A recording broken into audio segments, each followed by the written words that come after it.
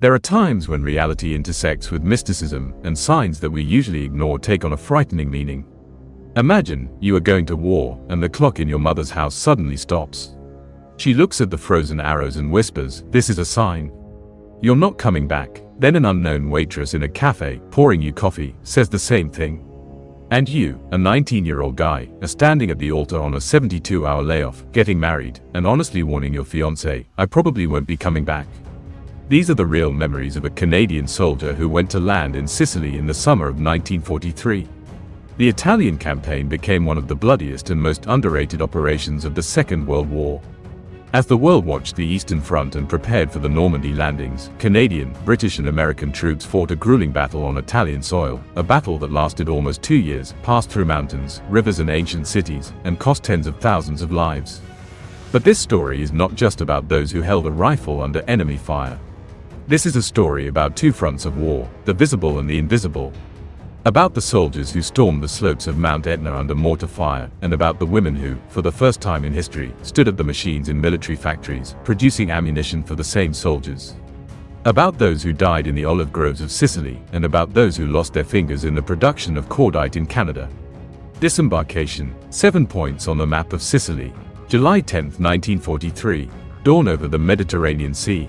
The Allied fleet, the largest amphibious operation in history at the time, is approaching the coast of Sicily. 7 drop-off points along the island. Canadian forces have been preparing for this moment for months. Training, exercises, endless briefings. Theoretically, everyone knew what to do. Practically no one knew what awaited them.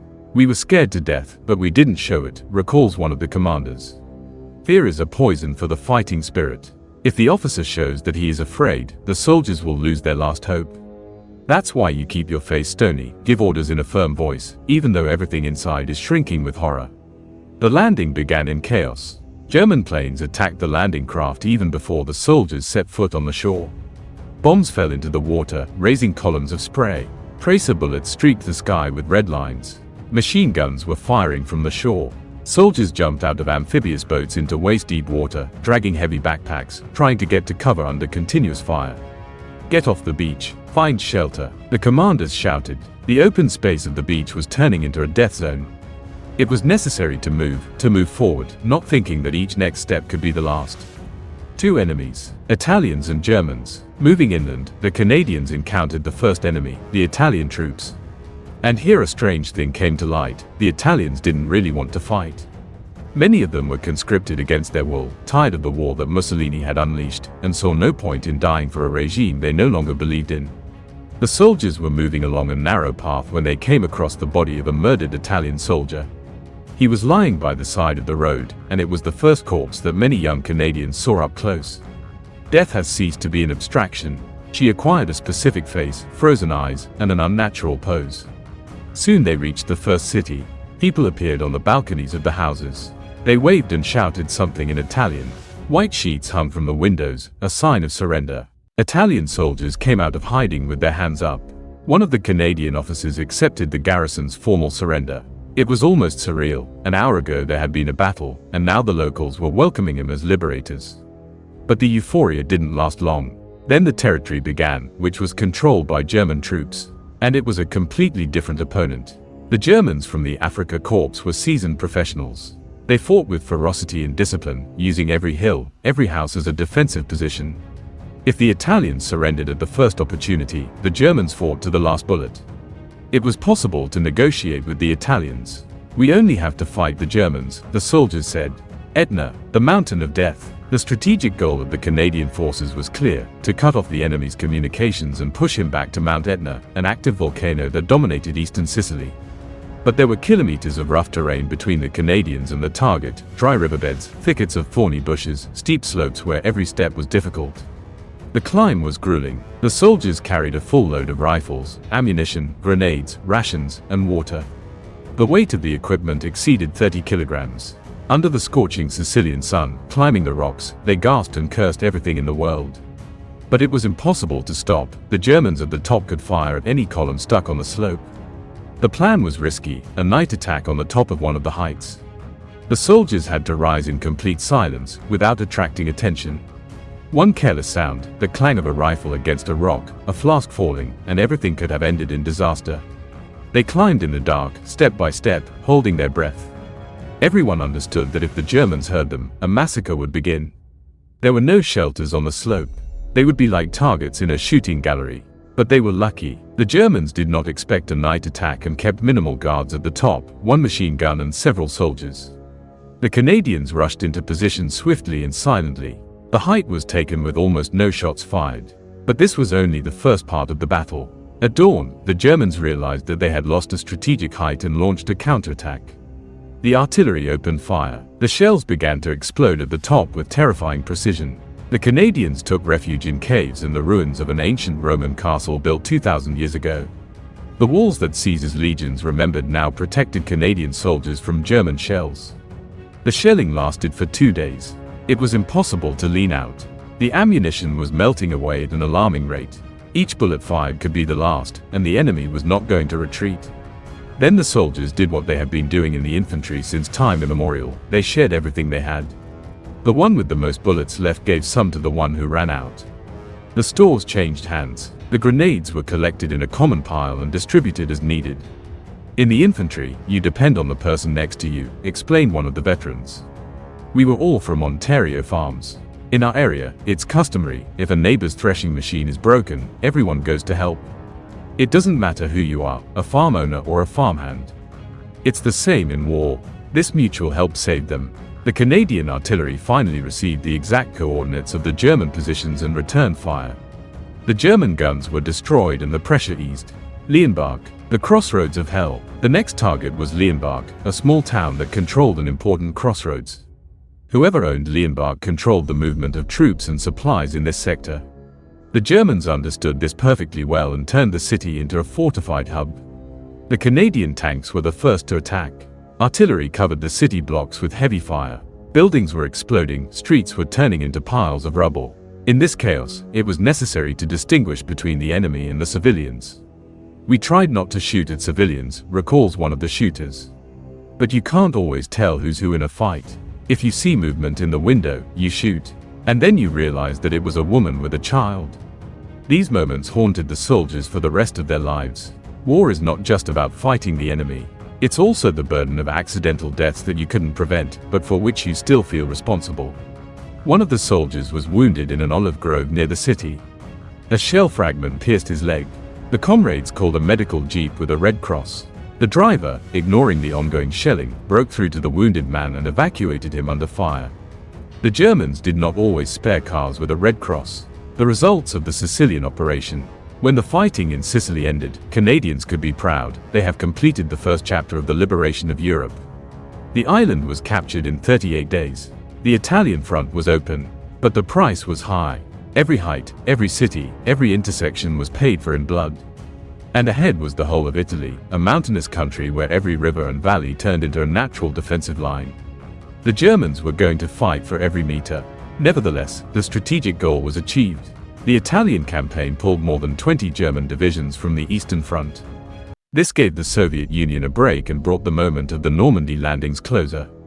But victory in the war was forged not only on the battlefields. The Second Front, women of the machines. While the men were fighting in Europe, Canada was undergoing its own revolution, a quiet one, but no less significant. The military industry required workers. Millions of men went to the front. Who will make shells, cartridges, tanks, planes? The answer was radical for its time: women. For the first time in Canada's history, women came to factories en masse, doing jobs that were traditionally considered male. The defense industry in Saskatoon, Toronto, and Montreal began recruiting women for production. More than 50 chemical and explosive factories have opened the gates to those who previously could only count on working as a secretary, teacher, or housewife. The first day at the factory was remembered forever. The newcomers were escorted through the locker room, where they had to leave absolutely everything personal. No jewelry, earrings, rings, hairpins were strictly prohibited.